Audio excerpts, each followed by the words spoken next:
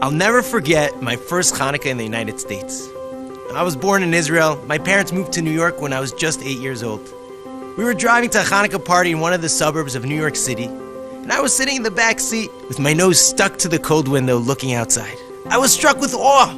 It was snowing outside, and there were houses glowing with flashing Christmas lights on the front lawns, on the roofs, on the trees. I'd never seen anything like this before in my life. We pulled up to the house of my parents' friends. The homes on either side were lit up with lights. It looked so magical. We came in and started our party with the lighting of the menorah. I remember feeling a little bit embarrassed. Look at all those sparkling lights outside. And here we are celebrating with such a little dinky menorah. No one outside is going to see my candles. Definitely not between these two gleaming houses. The party continued, and the snowstorm became more intense. All of a sudden, there was a blackout. I looked outside the window, and the entire block was submerged in total darkness.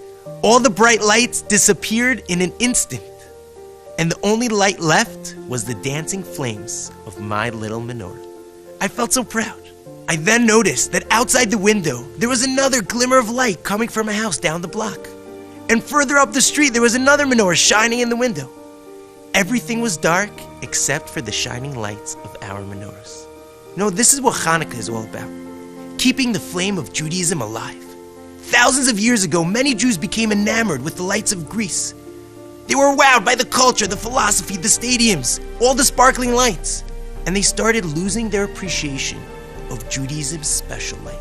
Soon enough, the Greeks were forcing their way of life onto us. To the Greeks, it was very simple. Become like us or die.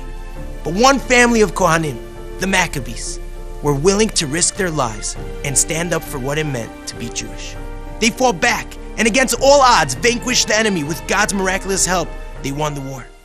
Today we live in a world that's all about image. We Instagram it, share it on Facebook. We try to project a life of glitz and glamour that impresses others. We're drawn to the spotlight, and we tend to forget who we really are. The light of the menorah that stayed miraculously lit for 8 days reminds us that our true light comes from within, not from other people. Every Jew has his or her own source of light, a unique inner flame that is eternal. It's no coincidence that Hanukkah falls out during the darkest part of the year. When the nights are long, it's at the end of the lunar month when the moon is barely visible. And today, the Jewish people are experiencing the darkness of terror and fear.